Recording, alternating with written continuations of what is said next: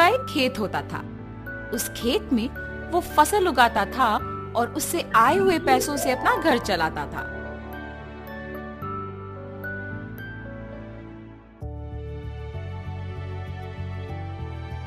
हमेशा की तरह इस साल भी फसल तो मैंने उगा दिया। अब गर्मी की मौसम शुरू होने वाली है, जल्द ही तरबूज के बीज डालने पड़ेंगे। ऐसे सोचकर तरबूज के बीज लेके अपने खेत की ओर जाता है। अरे रे, मैं तो भूल ही गया कि इस साल गांव में पानी नहीं है। मुझे अपने खेती के लिए पानी कहीं से भी लाना होगा, वरना इस साल मैं अपना घर नहीं चला पाऊंगा। ऐसे अपने आप में सोचते हुए दुखी होता है। इतने में उसके पड़ोसी खेत का मालिक विश्वनाथ रमैया को देख उसके पास आता है। अरे रामैया, इतना क्या सोच रहे हो कि मेरा आना भी देखा नहीं तुमने?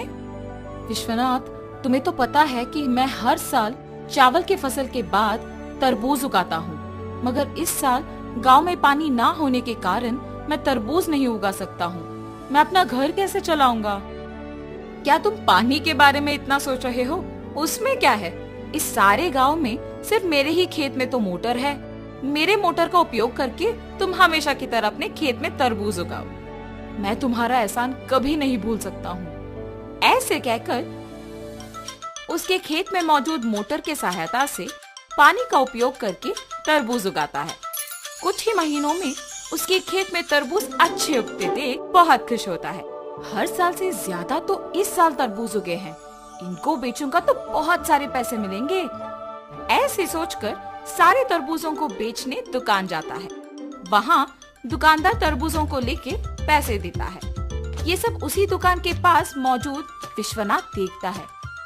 रमैया को तरबूज की फसल उगा के बहुत सारे पैसे मिले हैं। मेरे पानी देने के वजह से ही ये उसके लिए मुमकिन हुआ है, इसीलिए आए हुए पैसों में आधा हिस्सा मुझे मिलना चाहिए। इसके बारे में मुझे रमैया से पूछना होगा। रमैया, मेरे पानी देने के वजह से ही तो तुम इतने तरबूजों को उगा सके हो।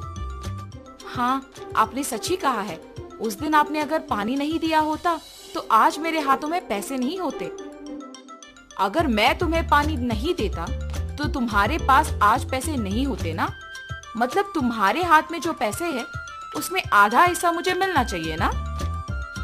ठीक है जी, आपको सिर्फ इन पैसों में आधा हिस्सा चाहिए ना। लीजिए, आप ही की वजह से तो ये मेरे पास आए हैं। ऐसे खुशी से पैसे देता है। मैंने सोचा कि तुम पैसे नहीं दोगे, लेकिन तुमने मेरा एहसान वाकई चुका दिया। मेरे पूछने पर बिना सोचे तुमने पैसे बस दे दिया। तुम अगर ऐसे ही रहोगे तो तुम्हारी अच्छाई ही तुम्हें नष्ट कर देगी। ऐसे कहकर पैसे लेके वहाँ से चले जाता है। अब मेरे पास कुछ ही पैसे बचे हैं, इनके साथ मुझे कोई व्यापार शुरू करना होगा, मगर कौन सा? ऐसे सोचते रहता है। इतने में ही बगल में उसे एक आदमी कटे हुए तरबूज एक बंडी पे बेचते हुए नजर आता है। प्यास लग रहा है, एक तरबूज का टुकड़ा खाऊंगा। उस तरबूज वाले के पास जाता है और पूछता है, बाबू, एक तरबूज का टुकड़ा मिलेगा? जी हाँ। एक तरबूज का टुकड़ा कितने का है? सिर्फ 5 रुपए है जी। एक तरबूज का टुकड़ा 5 रुपए का है? एक पूरा तरबूज तो बहुत कम पैसों में मिल जाएगा। मैं मेरे पास के सारे पैसों से तरबूज खरीदूंगा और उन्हें ऐसे टुकड़े बना के बेचूंगा। ऐसे मुझे बहुत पैसे मिलेंगे। तुरंत उसको पैसे देके उसके पास के सारे तरबूज लेके जाता है। उन तरबूजों को एक बंडी के ऊपर रख के उन्हें अच्छे टुकड़ों में काट के बेचने लगता है। ऐसे उसका व्यापार बहुत अच्छा चलता है। हर रोज की तरह एक दिन वो जब तरबूज बेच रहा था, आप सबको पता है कि इस गांव में कुछ दिनों से चोरी हो रही है। जो भी इन चोरों को पकड़ के जमींदार जी के हवाले करेगा, उनको जमींदार जी अभिनंदन करके तोहफा देंगे। उस विज्ञापन को रमैया सुनता है। उस दिन दोपहर को 4 आदमी उसके पास आते हैं। बाबू, हमें 4 तरबूज के टुकड़े दो ना। बाबू, आपको इस गांव में मैं कभी नहीं देखा। गांव में नए आए हो क्या? हाँ जी। किसके घर में रह रहे हो बाबू? पास में जान पहचान के लोग हैं तो उन्हीं के घर में है।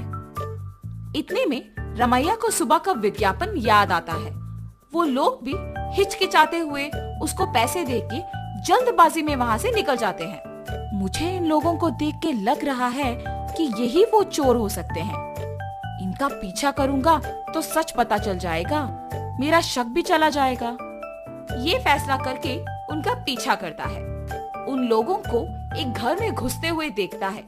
खिड़की में से उन लोगों को देखते रहता है।